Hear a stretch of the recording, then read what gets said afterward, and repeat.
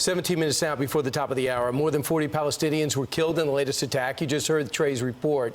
Also just coming in right now, Israel Defense Forces now saying IDF forces killed a number of militants who crossed into Israeli territory from Lebanese territory.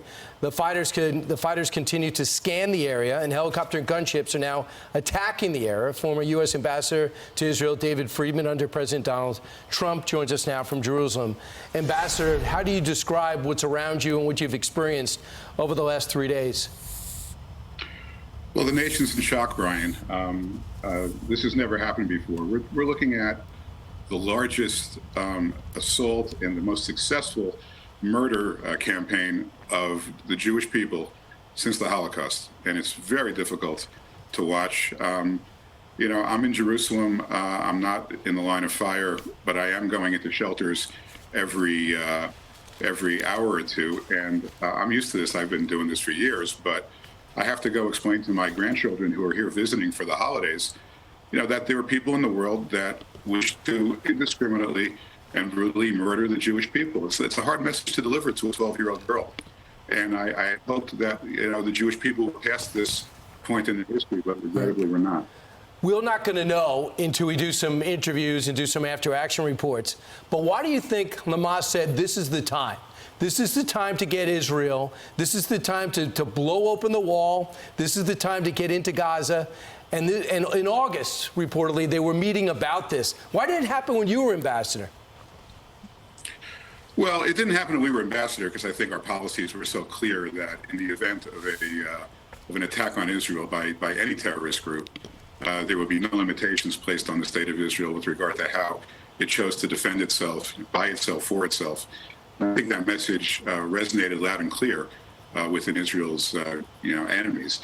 The second point is, let's be clear, this is completely planned by Iran.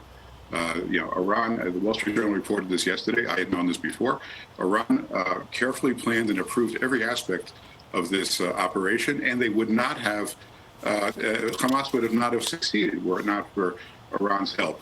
So you have to ask yourself, you know, why is the United States appeasing Iran? Well, literally at the very same time that America is agreeing with Iran to exchange hostages at a price of $6 billion in cash, at the very same time, Iran is plotting with Hamas to annihilate the Jewish people. And the other point is, why is Iran doing this? They want to scuttle the progress being made between Israel and Saudi Arabia. That's their greatest fear. And unfortunately, at least for the time being, they've succeeded. Because with this massive war going on, it's going to be very difficult for either Israel or Saudi Arabia to focus on more productive ventures.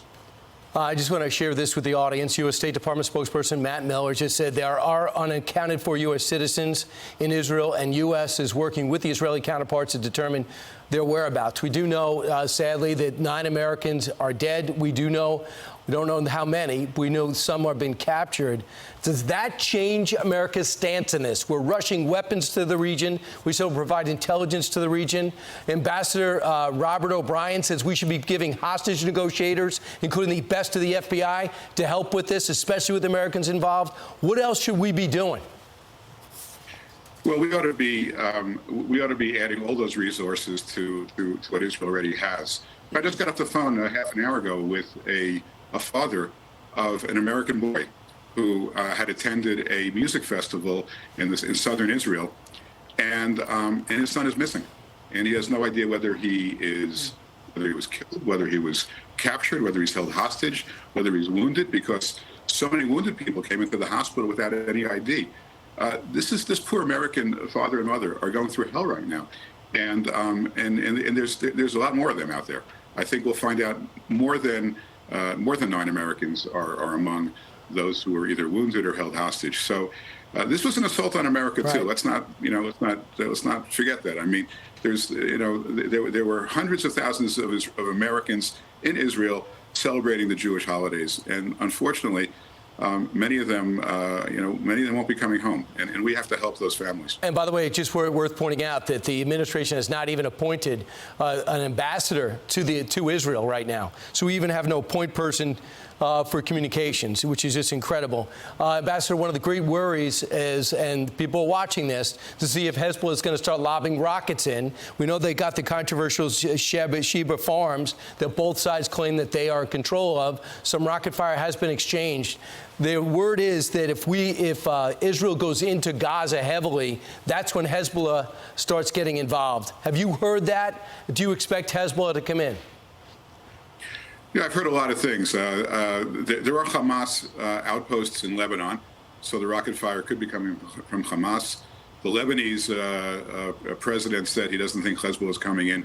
Look, I don't think, and I hope I'm right, and I could easily be wrong, but I don't think Hezbollah is going to come in, and I'll tell you why. Because all of these are proxies for Iran, and Iran has achieved all it wanted to achieve in the cheapest possible way. By prompting and supporting Hamas.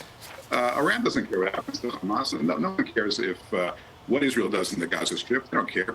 They got what they wanted. They scuttled the progress between Israel, America, and Saudi Arabia. And why they would want to then put Hezbollah assets at risk for this, I don't know. I don't know what they have to gain. And I think Israel, given the pressure it's under, will just respond by flattening Lebanon. They'll turn. They say they'll turn Lebanon back to the Stone Age. They mean it. They really will. They don't have time, to go have land wars on two fronts. So, and don't underestimate the power of the IDF. So I don't think it makes sense for Hezbollah to come in, but it's not like there's a whole lot of logic that's, governing people's actions right now. You're a level head in the eye of the storm. Ambassador David Friedman, thank you. Thanks, Brian. Thanks, everybody. God bless you. Hey, Sean Hannity here. Hey, click here to subscribe to Fox News YouTube page and catch our hottest interviews and most compelling analysis. You will not get it anywhere else.